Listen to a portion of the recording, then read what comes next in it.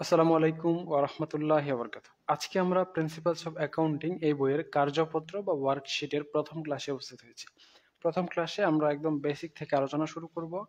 আপনাদের অঙ্কে মানে প্রিন্সিপালস অফ অ্যাকাউন্টিং এই সাবজেক্টে ওয়ার্কশিটের জন্য একটা অঙ্ক মাস্ট বি আসবে এবং এখান থেকে শুধু ওয়ার্কশিট থেকেই আপনি কমপক্ষে 10 নম্বর পাবেন এবং আজকের অঙ্কটার মতোই সেম টু সেম অঙ্ক আপনাদের কিছুদিন পর পরীক্ষায় আসবে, ঠিক আছে? এবং এই ম্যাথটা আপনাদের জন্য খুবই গুরুত্বপূর্ণ। আপনারা যদি চান এই সম্পূর্ণ বইটাই আমাদের কাছে অনলাইনে পড়তে পারেন এবং এই ক্লাসটা ভালো করে প্রথম থেকে শেষ পর্যন্ত দেখেন। শুধু এই একটা ক্লাস করেই এই সাবজেক্টে 10 নম্বর নিশ্চিত পাবেন। তো চলুন শুরু করা যাক। তো ক্লাসটা শুরু করার পূর্বে আমি আমাদের যে প্রাইভেট গ্রুপগুলো রয়েছে এবং আমাদের অন্যান্য যে গ্রুপগুলো রয়েছে সেই গ্রুপগুলোতে আমার এই ক্লাসটি শেয়ার করে দিচ্ছি যেন আমাদের অন্যান্য শিক্ষার্থীরা এই ক্লাসটা দেখে উপকৃত হতে পারে।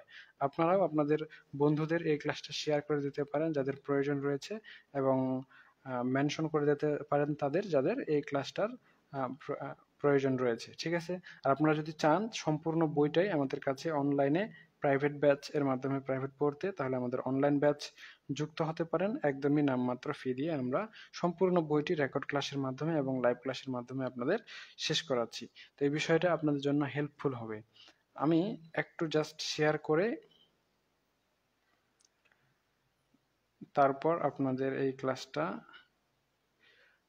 আপনাদের ওয়ার্কশিট সম্পর্কে পূর্ণাঙ্গ ধারণা দেব। একদম আজকের ক্লাসে আপনারা ওয়ার্কশিটের পুরো এ টু জেড সবকিছুই বুঝে যাবেন এবং আপনাকে আর কোনো প্রশ্ন করতে হবে না।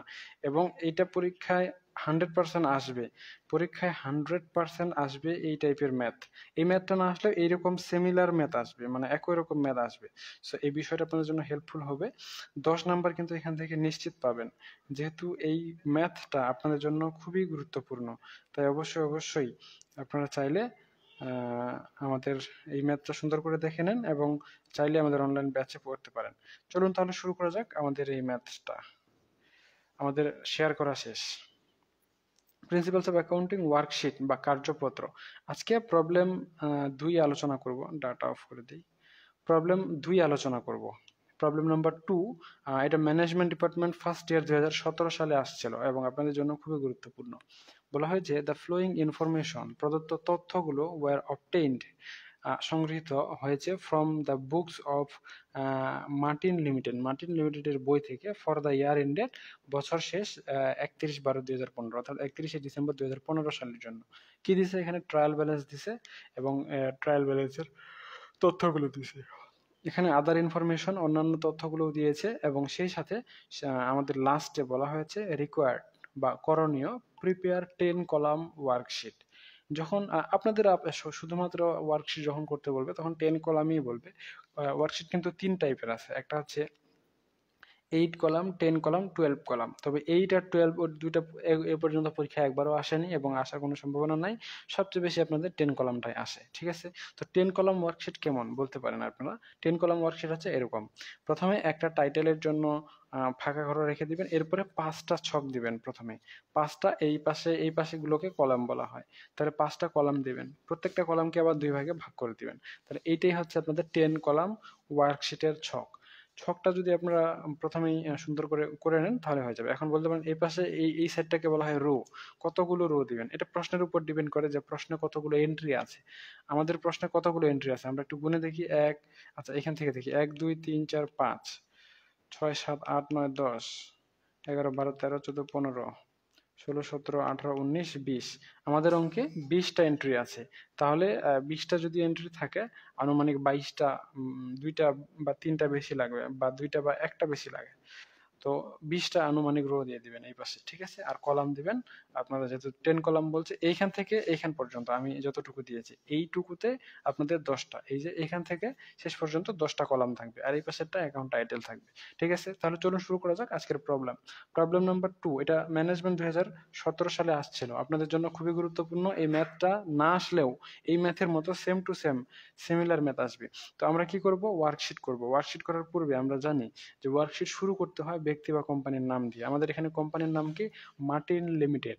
তাহলে আমরা এখানে কোম্পানির নাম লিখে দিচ্ছি Martin limited, MATIN, Martin Ltd limited.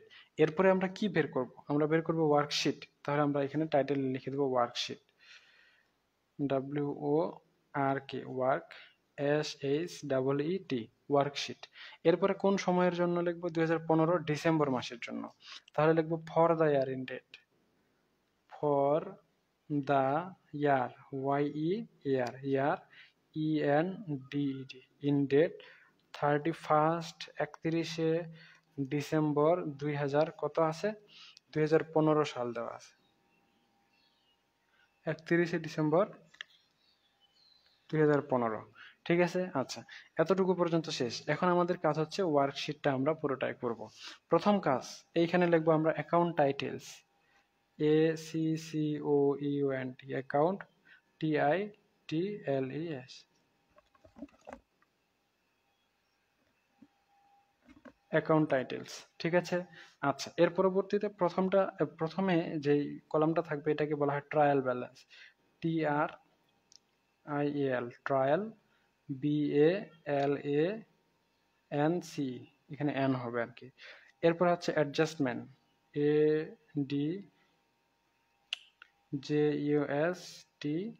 ADJUSTMENT, adjustment. এরপরে থাকবে অ্যাডজাস্টেড ট্রায়াল ব্যালেন্স, AD, যে adjusted, TRIAL, trial, BALANC, adjusted trial balance. এরপরে থাকবে income statement, INCOME, income, STATEMENT, income statement.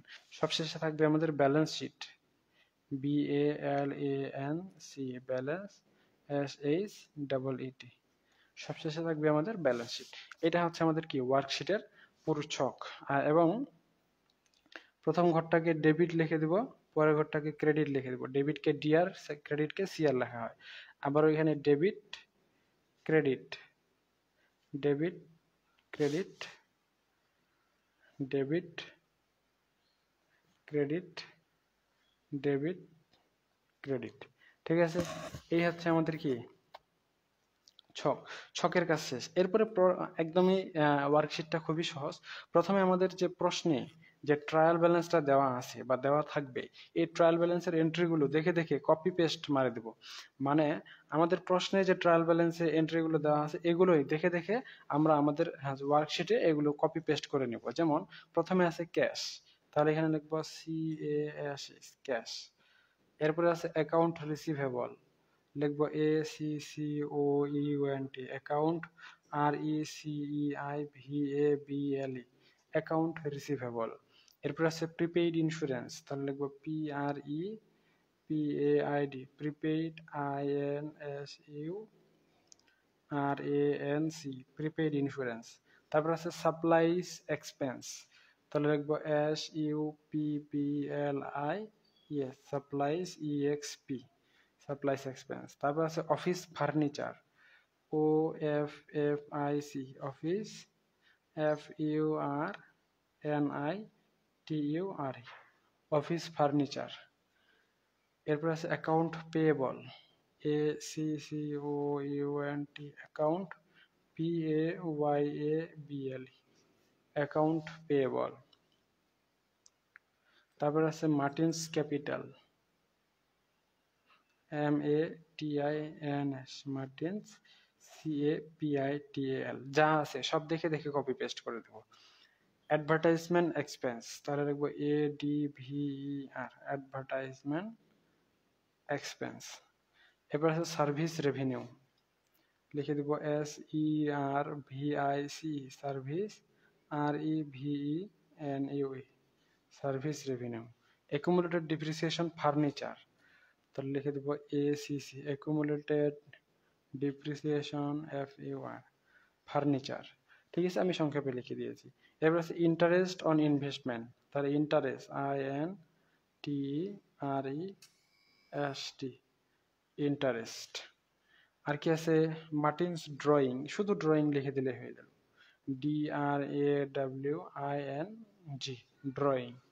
আর কি আছে salaries expense, SALARIES, salaries, EXP, salaries expense. আর কি আছে? Rent expense,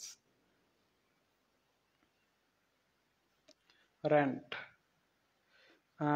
RENT, rent, EXP, rent expense. আচ্ছা, আমার এখানে তো জায়গা শেষ।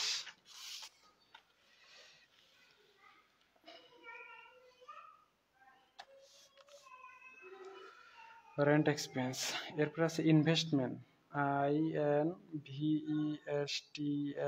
INVESTMENT, investment. শেষ, আর নাই। তাহলে মোটামুটি এই কয়েকটাই আপাতত, যেহেতু এই কয়েকটাই আছে এই কয়েকটাই লিখে দেই।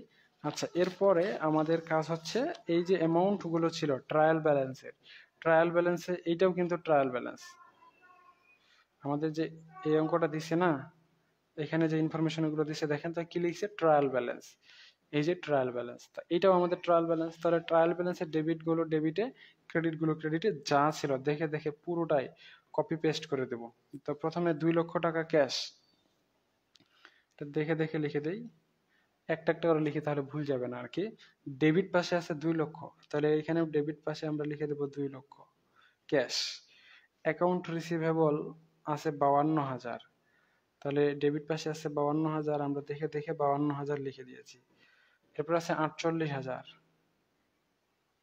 এরপরে আছে 12,000, এরপর আছে 80,000। যা ছিল সবকিছু দেখে দেখে লিখতেছি, এখানে আমরা নিজস্ব কোনো ব্রেন খাটাচ্ছি না। এরপরে আছে 35,000, 35,000 টাকা আছে ক্রেডিট পাশে, তাহলে আমরা এই যে এই পাশে ক্রেডিট, ক্রেডিট পাশে আমরা লিখে দিচ্ছি কত? 35,000। তারপর আছে 3,30,400, এটাও ক্রেডিট পাশেই আছে, তাহলে লিখবো 3,30,400। এরপরে আবার 20,000 টাকা সামনে আছে, তাহলে এখানে সামনে লিখে দিয়েছি। আচ্ছা, তারপরে 2,25,000 আবার পিছনে আছে, তাহলে 2,25,000 এখানে লিখে দিয়েছি। 20,000 টাকা পিছনে আছে, 20,000 পিছনে লিখে দিয়েছি। 4,600 পিছনে আছে, লিখে দিয়েছি। ঠিক আছে, সামনে আছে এবার 25,000 ড্রয়িং বা উত্তোলন, লিখে দিয়েছি। 96,000 টাকা আবারও সামনে আছে স্যালারি এক্সপেন্স, এটাও লিখে দিয়েছি। 36,000 টাকা আবারও সামনে আছে, এটাও কি করছি? দেখে দেখে যা ছিল তাই লিখে দিয়েছি, আমাদের কোনো নিজস্ব ব্রেন নাই। 46,000 টাকা এরপরে ছিল, 46,000 টাকাও লিখে দিয়েছি। টোটাল হচ্ছে 6,15,000। টোটালটা আমরা এখন লিখবো না, ঠিক আছে। এরপরে আছে অ্যাডজাস্টমেন্ট। অ্যাডজাস্টমেন্ট কোনগুলো? অ্যাডজাস্টমেন্ট হচ্ছে এই যে আমাদের এখানে বলছিল আদার ইনফরমেশনে যে তথ্যগুলো দিয়েছিল, আদার ইনফরমেশনে যে তথ্যগুলো দিয়েছিল এগুলো হচ্ছে আমাদের অ্যাডজাস্টমেন্ট। তাহলে অ্যাডজাস্টমেন্টে কি বলা হয়েছে? রিকোয়ারমেন্ট একে বলা হয়েছে প্রিপেইড ইন্স্যুরেন্স, অগ্রিম বীমা পেইড, প্রদান হয়ে গেছে on July 1 2015 for 2 years. 1 July তারিখে 2015 সালে 2 বছরের জন্য অগ্রিম বীমা প্রদান করা হয়েছে। আমরা এখানে 1 বছরের অঙ্ক করছি, তো জুলাই মাসে যেহেতু আমাদের অগ্রিম বীমা দেওয়া হয়ে গেছে, তার মানে জুলাই মাসটা পুরোটাই পাইছে। July, August, September, October, November, December. ডিসেম্বরে তো আমাদের শেষ, এই অঙ্কটা কোন পর্যন্ত? ডিসেম্বর পর্যন্ত। তার মানে 6 মাসের অগ্রিম বীমা কি হয়ে গেছে? শেষ হয়ে গেছে। তো অগ্রিম বীমা যে শেষ হয়ে গেছে, অগ্রিম বীমা শেষ হয়ে যাওয়ার জন্য কি এন্ট্রি আসবে? এন্ট্রি আসবে যে insurance expense debit, prepaid insurance credit. অগ্রিম বীমা খরচ হয়ে গেছে, বীমা কতটুকু? 6 মাসের বীমা খরচ হয়ে গেছে। তো বীমা যদি খরচ হয়ে যায়, তাহলে ইন্স্যুরেন্স এক্সপেন্স আসবে। তাহলে আমরা দেখি আমাদের এই এন্ট্রিগুলোতে কোথাও ইন্স্যুরেন্স এক্সপেন্স আছে কি না, এবং কত টাকা খরচ হবে দেখেন তো। 6 মাসের প্রিপেইড ইন্স্যুরেন্স, জুলাই 1 2 বছরের জন্য। তাহলে আমরা দেখি এখানে প্রিপেইড ইন্স্যুরেন্স ছিল 48,000। 48,000 টাকা হচ্ছে 24 মাসের জন্য, মানে মাসে 2,000 করে টাকা। মাসে যদি 2,000 টাকা করে হয়, তাহলে 24 মাসের জন্য 48,000, তাহলে 6 মাসের জন্য হবে 12,000 টাকা। 12,000 টাকা বিমা কি হয়ে গেছে? খরচ হয়ে গেছে। তাহলে বিমা যেহেতু 12,000 টাকা খরচ হয়ে গেছে, তাহলে যে ইন্স্যুরেন্স এক্সপেন্স ডেবিট, তো ইন্স্যুরেন্স এক্সপেন্স ডেবিট, এই ডেবিটের টাকাটা কোথায়? আমাদের এখানে কি ইন্স্যুরেন্স এক্সপেন্স নামে কোনো এন্ট্রি আছে? কোথাও ইন্স্যুরেন্স এক্সপেন্স নাই, স্যালারি এক্সপেন্স আছে। তো ইন্স্যুরেন্স এক্সপেন্স আমাদের এখানে কোথাও নাই, বা বিমা খরচ কোথাও নাই। যদি বিমা খরচ বা ইন্স্যুরেন্স এক্সপেন্স না থাকে তাহলে আমরা এডিশনাল একটা কি করব, রো দিয়ে দিব। তাহলে লিখবো insurance expense, INSURANCE, insurance expense debit. Debit মানে এই অ্যাডজাস্টমেন্টের ঘরে লিখবেন। প্রথম দুইটা ঘর কিন্তু ক্লোজ, এগুলোতে কোনো লেখা যাবে না, বুঝতে পারছেন? এখান থেকে ক্লোজ, এখান থেকে ক্লোজ, পরবর্তীতে প্রথম ঘরটা ডেবিট, পরের ঘরটা ক্রেডিট। তাহলে ইন্স্যুরেন্স এক্সপেন্স ডেবিট বললাম না, ডেবিট, ডেবিট কত, 12,000 টাকা। আর কি চলে গেছে, প্রিপেইড ইন্স্যুরেন্স, তাহলে যেটা চলে যাবে ওটা ক্রেডিট করে দেবো। তাহলে প্রিপেইড ইন্স্যুরেন্স 48,000 টাকা, এখানে লেখা ছিল প্রিপেইড ইন্স্যুরেন্স, তাহলে লিখে দেবো অ্যাডজাস্টমেন্টের ঘরে, অ্যাডজাস্টমেন্টের ঘরে প্রিপেইড ইন্স্যুরেন্স লিখে দেবো, ক্রেডিট কত, 12,000 টাকা। তাহলে 1 নম্বর জাবেদাটা আমাদের শেষ। এরপরে কি বলছে দেখেন তো, ডিপ্রিসিয়েশন চার্জ অন ফার্নিচার। ফার্নিচারের উপর ডিপ্রিসিয়েশন বা অবচয় ধরা হয়েছে। কতটুকু অবচয় ধরা হয়েছে, 10% অবচয় ধরা হয়েছে। তাহলে অবচয় যে 10% ধরছে ফার্নিচার, এই দেখেন তো অফিস ফার্নিচার কত হাজার, 80,000, 80,000 টাকার 10% ফার্নিচারের অবচয় ধরা হয়েছে। তাহলে ফার্নিচারের অবচয়টা কি, একটা খরচ। ফার্নিচারের অবচয়টা হচ্ছে একটা কি, খরচ। যদি খরচ হয় তাহলে এটা কোন খরচ, এটা অবচয় খরচ। তাহলে depreciation expense debit, accumulated depreciation credit. জাবেদাগুলো মুখস্থ রাখবেন, প্রত্যেকটা জাবেদা একই রকম এবং প্রত্যেকবার একই রকম জাবেদা হয়, তাই অবশ্যই কি করবেন, জাবেদাগুলো মুখস্থ করবেন। তাহলে depreciation expense debit, accumulated depreciation credit. এখন 10% কত, 80,000 টাকা, 10% হচ্ছে 8,000 টাকা। তাহলে 8,000 টাকা ডিপ্রিসিয়েশন এক্সপেন্স ডেবিট। আমাদের এখানে দেখি cash, account receivable, prepaid, insurance, supplies, office. এখানে ডিপ্রিসিয়েশন বলতে ডি থেকে আসবে, তাহলে এখানে তো কোথাও ডিপ্রিসিয়েশন নাই, এখানে শুধুমাত্র ড্রয়িং রয়েছে, শুধুমাত্র ড্রয়িং রয়েছে। তার মানে ডিপ্রিসিয়েশন এক্সপেন্সের জন্য আবার কি করতে হবে, এখানে কলাম দিতে হবে। তাহলে লিখবো depreciation, EXPENSE, depreciation expense debit, debit তো প্রথমটা, তাহলে প্রথমে লিখবো 8,000 টাকা। অ্যাকুমুলেটেড ডিপ্রিসিয়েশন ক্রেডিট, তাহলে অ্যাকুমুলেটেড হলে এ থেকে আসবে, এই যে accumulated depreciation furniture, credit, credit হচ্ছে 8,000 টাকা, এই পাশে চলে আসবে, ঠিক আছে। আচ্ছা, তাহলে মানে 2 নাম্বার মানে ইয়াটা শেষ। এরপর 3 নাম্বারটা দেখি, স্যালারি এক্সপেন্স অ্যাক্রুড, স্যালারির খরচ, বেতন খরচ বকেয়া রয়েছে, কত হাজার টাকা, 10,000 টাকা। তাহলে স্যালারি এক্সপেন্স বলেই দিয়েছে, তো আমরা জানি সম্পদ খরচ উত্তোলন ডেবিট, তাহলে স্যালারি এক্সপেন্স কি, ডেবিট। আর বকেয়া যেহেতু রয়েছে তাহলে কিন্তু ক্যাশ ক্রেডিট হয়ে যেত, কিন্তু বকেয়া রয়েছে মানে কি, টাকা দিতে হবে। বকেয়া রয়েছে মানে টাকা দিতে হবে, যদি টাকা দিতে হয় তাহলে পেয়েবল, কিসের টাকা দিতে হবে, রেন্টের টাকা, সরি স্যালারির টাকা দিতে হবে, তাহলে salary payable credit. Salary expense debit, তাহলে কত হাজার টাকা, 10,000 টাকা। আর স্যালারি পেয়েবল হয়ে যাবে ক্রেডিট, তাহলে স্যালারি এক্সপেন্স দেখি এস থেকে আসবে, সাপ্লাইজ, সার্ভিস রেভিনিউ। এই যে স্যালারি এক্সপেন্স ডেবিট, প্রথম দুইটা ঘর বাদ, কত হাজার টাকা স্যালারি এক্সপেন্স, 10,000 টাকা। আর লিখবো আমরা এখন স্যালারি পেয়েবল, এস থেকে আসবে, আর তো নাই এস থেকে, তাহলে আমরা এখানে লিখে দেবো salary payable, SALARY, salary, PAYABLE, salary expense debit, salary payable credit. কত টাকা স্যালারি পেয়েবল, 10,000 টাকা স্যালারি পেয়েবল কি হয়ে যাবে, ক্রেডিট হয়ে যাবে। এতটুকু পর্যন্ত ক্লিয়ার। এরপরে দেখেন তো কি আছে, রেন্ট প্রিপেইড, অগ্রিম ভাড়া প্রদান করা হয়েছে, কত হাজার টাকা, 16,000 টাকা। 16,000 টাকা অগ্রিম ভাড়া প্রদান করা হয়েছে, তাহলে অগ্রিম যদি ইয়া করি তাহলে এটা কি সম্পদ। আমরা জানি সম্পদ খরচ উত্তোলন ডেবিট, দায় মালিকানা সত্ত্ব আয় হচ্ছে ক্রেডিট। সম্পদ খরচ উত্তোলন ডেবিট, দায় মালিকানা সত্ত্ব আয় ক্রেডিট। তাহলে রেন্ট, প্রিপেইড রেন্ট, অগ্রিম ভাড়া প্রদান করে দিয়েছে, তাহলে এটা কি সম্পদ। তাহলে সম্পদ কি হয়ে যাবে, ডেবিট হয়ে যাবে। আচ্ছা, জাস্ট একটু ওয়েট করেন, আমি আমার আইপিএসটা অফ করে দিয়ে আসতেছি।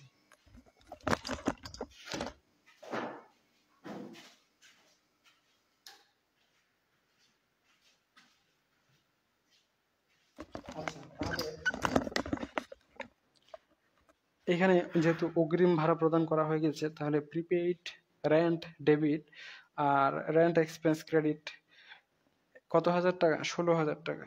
তাহলে আমরা এখানে প্রিপেইড রেন্ট পি থেকে খুঁজি, প্রিপেইড ইন্স্যুরেন্স এটা না, রেন্ট এক্সপেন্স এখানে আছে কিন্তু প্রিপেইড রেন্ট নাই।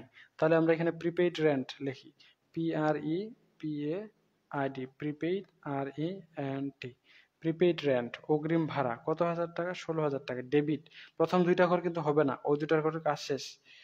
16,000 টাকা।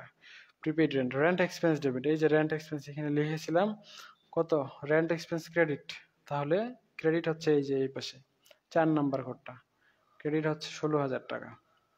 4 নাম্বারটা তাহলে শেষ। এরপরে 5 নাম্বারটা দেখেন, আনইউজ সাপ্লাইজ, অব্যবহৃত মণিহারি।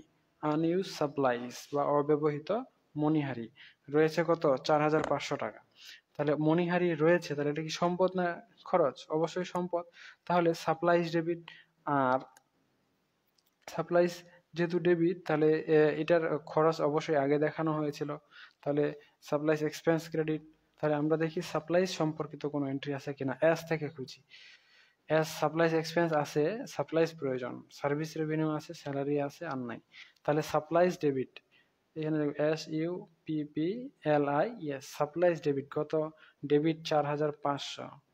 আর সাপ্লাইজ এক্সপেন্স কোথায় যেন দেখলাম, এই যে সাপ্লাইজ এক্সপেন্স এস থেকে আছে, দেখেন সাপ্লাইজ এক্সপেন্স ক্রেডিট হয়ে যাবে, 4,500, 4,500 সরি। ঠিক আছে, তাহলে আমাদের যে আদার ইনফরমেশন গুলো ছিল, অ্যাডজাস্টমেন্ট গুলো আমরা কমপ্লিট করে দিয়েছি। এখন আমাদের কাছে হচ্ছে অ্যাডজাস্টেড ট্রায়াল ব্যালেন্স তৈরি করা, সমন্বিত রেওয়া মিল। ট্রায়াল ব্যালেন্স আর অ্যাডজাস্টমেন্ট দুইটা অ্যামাউন্ট একসাথে যোগ করে আমরা এইখানে ট্রায়াল ব্যালেন্সে লিখবো, অ্যাডজাস্টেড ট্রায়াল ব্যালেন্সে। অ্যাডজাস্টেড ট্রায়াল ব্যালেন্সের নিয়ম দেখেন, নিয়ম হচ্ছে এই দুইটার দুই পাশে দেখবেন, দুইটাই যদি ডেবিট হয় তাহলে ডেবিট ডেবিট যোগ করে আমরা ডেবিট পাশে লিখবো। আবার এখানে দুইটাই যদি ক্রেডিট হয় তাহলে ক্রেডিট ক্রেডিট যোগ করে ক্রেডিট পাশে লিখবো। মনে রাখেন, মুখস্থ রাখেন, এই দুইটা ট্রায়াল ব্যালেন্স এবং অ্যাডজাস্টমেন্টের দুইটাই যদি ডেবিট হয় তাহলে ডেবিট ডেবিট যোগ করে ডেবিট অ্যাডজাস্টেডের ডেবিট পাশে লিখবো। আবার যদি দুইটাই ক্রেডিট হয় তাহলে ক্রেডিট ক্রেডিট যোগ করে ক্রেডিট পাশে লিখবো। এখন বলতে পারেন যদি একটা ডেবিট হয় একটা ক্রেডিট হয়, প্রথম কার্ডটা যদি ক্রেডিট হয় তারপরটা যদি ডেবিট হয় তাহলে কি করবেন? তাহলে যদি ডেবিট ক্রেডিট হয় মানে মিল না মেলে, ডেবিট ডেবিট অথবা ক্রেডিট ক্রেডিট যদি না হয়, উল্টা যদি হয়, অন্য হয়, এই দুইটা বাদ দিয়ে ডেবিট ক্রেডিট অথবা ক্রেডিট ডেবিট যদি এমন হয়, যদি না মিলে তাহলে আপনারা দুইটাই বিয়োগ করে দিবেন, বড় অ্যামাউন্টটা থেকে ছোটটা বিয়োগ করে দিবেন, দিয়ে বড় অ্যামাউন্টটা যে পাশে ছিল, বড়টা যদি ডেবিট পাশে থাকে তাহলে আপনারা অ্যাডজাস্টেড ডেবিট পাশে লিখবেন, বড়টা যদি ক্রেডিট পাশে থাকে তাহলে অ্যাডজাস্টেড ক্রেডিট পাশে লিখবেন। বুঝতে পারছেন? আচ্ছা, তাহলে আমরা এক্সাম্পলের সাহায্যে এখানে দেখি। প্রথমে দেখেন, আর যদি ফাঁকা থাকে তাহলে হুবহুব দেখেন, এখানে প্রথমে ডেবিট ক্রেডিটের মধ্যে ডেবিট পাশে আছে কত? 2 লক্ষ। অ্যাডজাস্টমেন্টে দুইটা ঘরের মধ্যে একটাতে কোনো লেখা নাই, ফাঁকা আছে, তাহলে এখানে আমরা ডেবিট পাশে লিখবো কত? 2 লক্ষ, যেহেতু আগের ওখানে 2 লক্ষ ছিল। এরপরে দেখেন, এখানে ডেবিট পাশে আছে 52,000, এখানে অ্যাডজাস্টমেন্টে কোনো কিছু লেখা নাই। আমি একটা কলম দিয়ে আপনাদের এখানে দেখা দিচ্ছি, এই যে এই পরবর্তীটা, ঠিক আছে? তো এখানে শুধু 52,000 আছে, অ্যাডজাস্টমেন্টে এখানে কোনো কিছুই নাই, তাহলে ডেবিট পাশে আছে না 52,000, তাহলে আমরা এখানে 52,000 কি করছি? ডেবিট পাশে লিখে দিয়েছি। এরপরে দেখেন, এখানে ডেবিট পাশে আছে 48,000, এখানে ক্রেডিট পাশে আছে 12,000, তাহলে এখানে একটা হয়ে গেছে ডেবিট, একটা হয়েছে ক্রেডিট। যদি ডেবিট ক্রেডিট হয়ে যায় মানে না মেলে, মিলছে কি? একটা ডেবিট একটা ক্রেডিট মিলেনি, না মিললে কি করে দেবো? বিয়োগ করে দেবো। তা 48,000 থেকে 12,000 গেলে কত? 36,000। এখন বড় সংখ্যা কোনটা? অবশ্যই 48,000। 48,000টা কোন পাশে আছে? ডেবিট পাশে আছে, তাহলে 36,000 টাকা আমরা ডেবিট পাশে লিখে দেবো।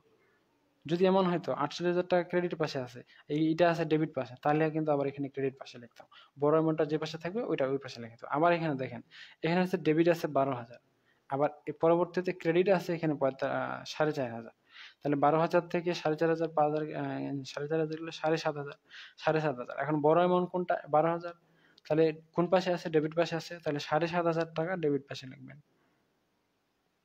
বুঝতে পারছেন? আচ্ছা, এরপরে প্রথমে ডেবিট পাশে আছে, এখানে কোনো কিছু নাই, তাহলে ডেবিট পাশে লিখে দিবেন, ডেবিট পাশে লিখে দিবেন 80,000। তারপর দেখেন, প্রথমে কি আছে? ক্রেডিট পাশে আছে, এই দুইটা ঘরের মধ্যে কোনোটাতে নাই, তাহলে ক্রেডিট পাশে লিখবেন। ক্রেডিট হচ্ছে এই যে এইটা, ঠিক আছে, 35,000। তারপরে দেখেন আবারও ক্রেডিট পাশে আছে, এখানে কোনো কিছু নাই, তাহলে 3,30,400। আবার এখানে ডেবিট পাশে আছে, এই দুইটা ঘরের মধ্যে কোনোটাতে নাই, এই দুইটা ঘরের মধ্যে ডেবিট আছে, এই দুইটা ঘরের মধ্যে কিছু নাই, তাহলে 20,000 টাকা আমরা কি করব? ডেবিট পাশে লিখে দেব। এরপর আবার এখানে ক্রেডিট পাশে আছে, কিন্তু এই প্রথম দুইটা ঘরের মধ্যে ক্রেডিট পাশে আছে, পরের দুইটা ঘরের মধ্যে কিছু নাই, তাহলে পরবর্তী দুইটা ঘরের মধ্যে আমরা ক্রেডিট পাশে লিখবো কত? 2,25,000। ঠিক আছে, এরপরে দেখেন তো প্রথম দুইটা ঘরের মধ্যে ক্রেডিট পাশে আছে 20,000, পরবর্তী দুইটা ঘরেও ক্রেডিট পাশে আছে 20,000, 8,000। তাহলে এটাও ক্রেডিট, এটাও ক্রেডিট, তাহলে ক্রেডিট ক্রেডিট যোগ করব, 20 আর 8 28,000, যোগ করে কি লিখবো, ক্রেডিট পাশে লিখবো, এটা হচ্ছে ক্রেডিট, তাহলে 28,000 টাকা এখানে লিখে দিয়েছি। ঠিক আছে। আচ্ছা, এরপর দেখেন প্রথম দুইটা ঘরের মধ্যে আছে 4,600, 4600 আছে না 4500, 4600 আছে, পরে আর নাই। তাই এটা কোন পাশে আছে, ক্রেডিট পাশে আছে, তাহলে আমরা ক্রেডিট পাশে লিখে দেব 4600।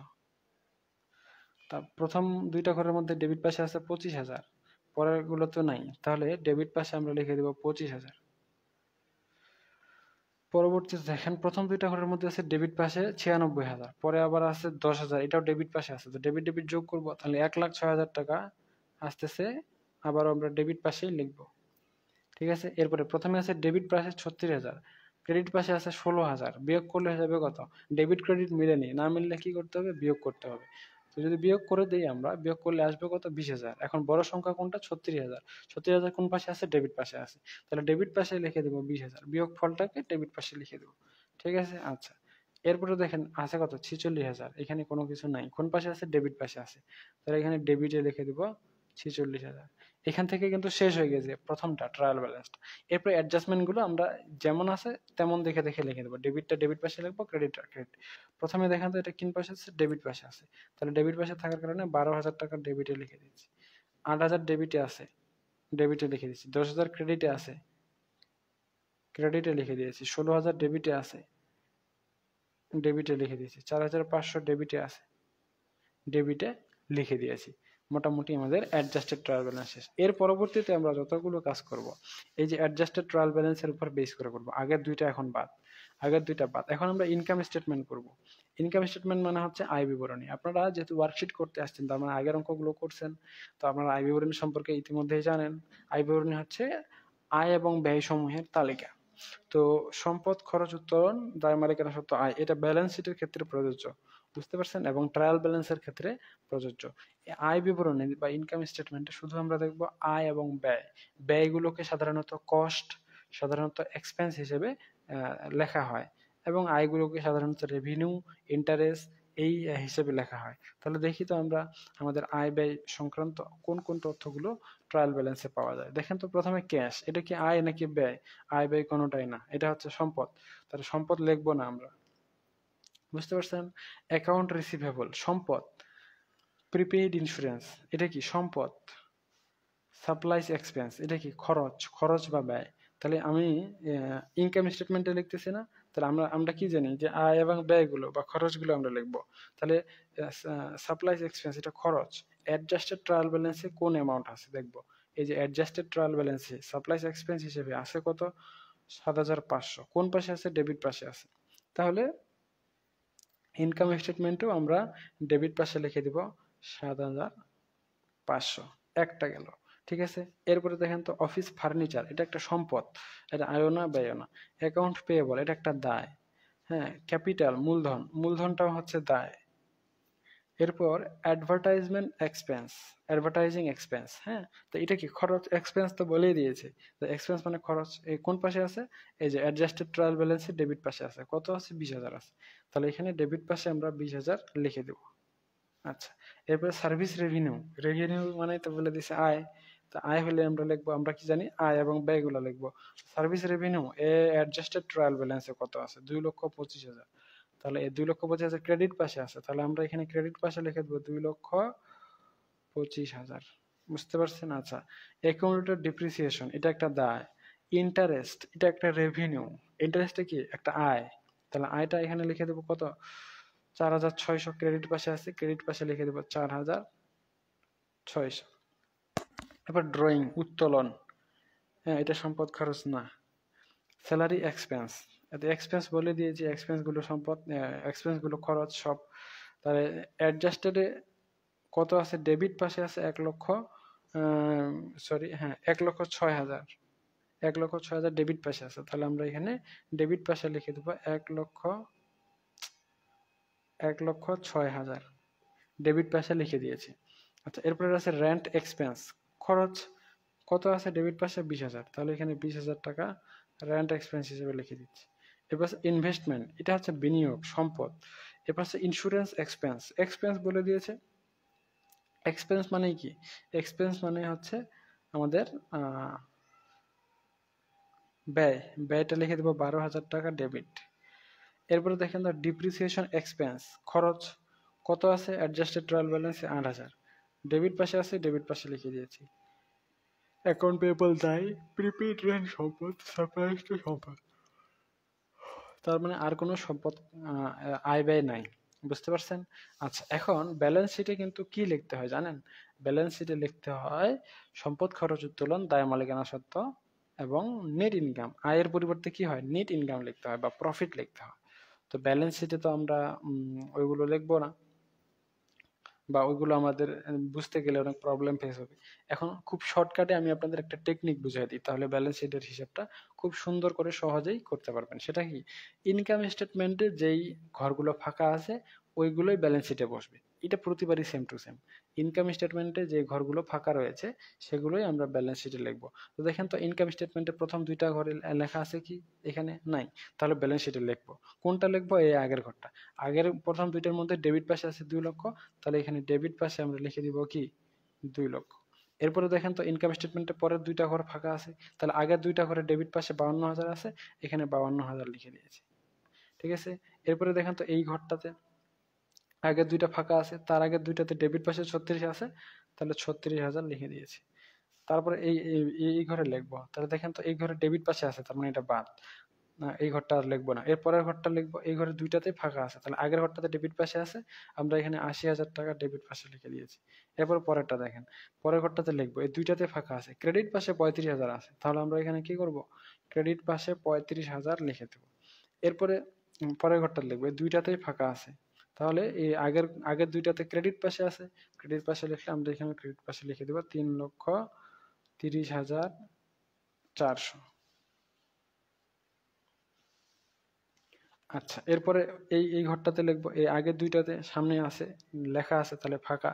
এই ঘরে লিখবো সামনের দুইটাতে আছে ফাঁকা, এই ঘরে লিখবো সামনের দুইটা ফাঁকা আছে, তাহলে সামনের তার সামনে আছে কত, 28,000 টাকা ক্রেডিট পাশে, তাহলে আমরা 28,000 টাকা এখানে ক্রেডিট লিখে দেবো। এরপরে ঘরটাতে সে সামনের দুইটার মধ্যে দেখেন এখানে লেখা আছে, তাহলে এটা বাদ। এরপরে ঘরটা দেখবো সামনের দুইটাতে লেখা নাই, তার সামনের দুইটাতে আছে 25,000, তাহলে ডেবিট পাশে 25,000 আছে, 25,000 টাকা আমরা ডেবিট পাশে লিখে দিয়েছি। আচ্ছা, এর পরবর্তীতে এই ঘরে লিখবো সামনের দুইটার মধ্যে দেখেন তো আছে, তাহলে বাদ। এই ঘরে লিখবো সামনের দুইটাতে আছে, বাদ। এই ঘরে লিখবো সামনের দুইটাতে নাই, তাহলে তার আগের দুইটাতে আছে ডেবিট পাশে, তাহলে এখানে আমরা ডেবিট পাশে লিখে দেবো 46,000।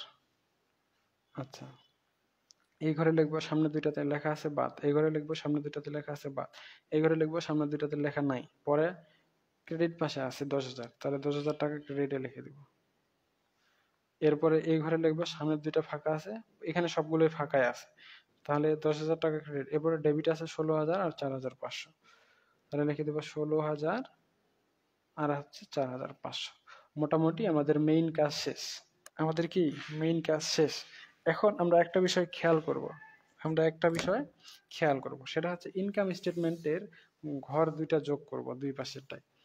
তো দুই পাশেরটা যদি যোগ করি দেখেন তো 2,25,000, 2,25,000 আর 4,600 যোগ করলে হয়ে যাবে কত, 2,29,600। হ্যাঁ, আর এখন এই আগের গুলো যোগ করি ইনকাম স্টেটমেন্টের। তো এগুলো যোগ করার জন্য আমি একটু ক্যালকুলেটরের সাহায্য নিচ্ছি।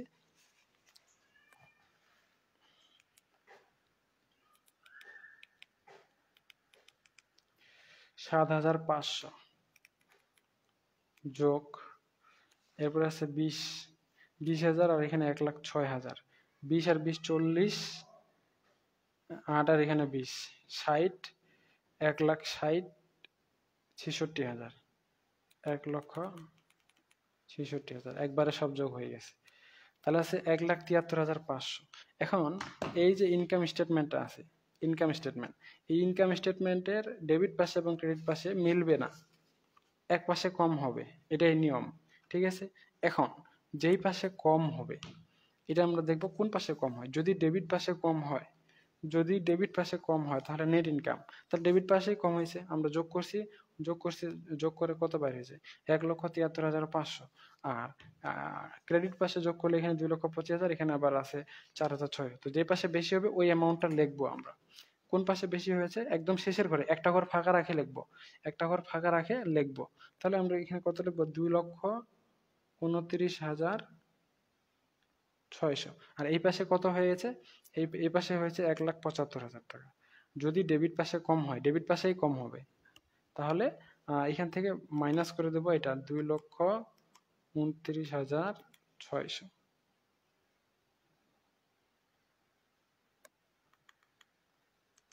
তাহলে দেখা তো 56,100 টাকা কম হয়ে যাচ্ছে এই পাশে। তো এই 56,100 টাকা এই কোনাকুনি উপরে লিখে দেবো, 56,100 টাকা, মাইনাস লেখা যাবে না কিন্তু আবার। হ্যাঁ, তাহলে এখন যদি এই সবগুলো এমন এই পাশে যোগ করেন, এই পাশে হয়ে যাবে 2,29,600। এখন এই যে এটা যদি ডেবিট পাশে হয়, এই টাকাটা, এটা যদি ডেবিট পাশে কম হয় তাহলে আপনারা লিখবেন নেট ইনকাম, যদি ক্রেডিট পাশে কম হয় তাহলে লিখবেন নেট লস। তাহলে আমরা লিখে দেবেন নেট INCOME, নেট ইনকাম। এটাও ক্লোজ, এটাও ক্লোজ। আচ্ছা, এগুলো এখন ক্লোজ করে দিই।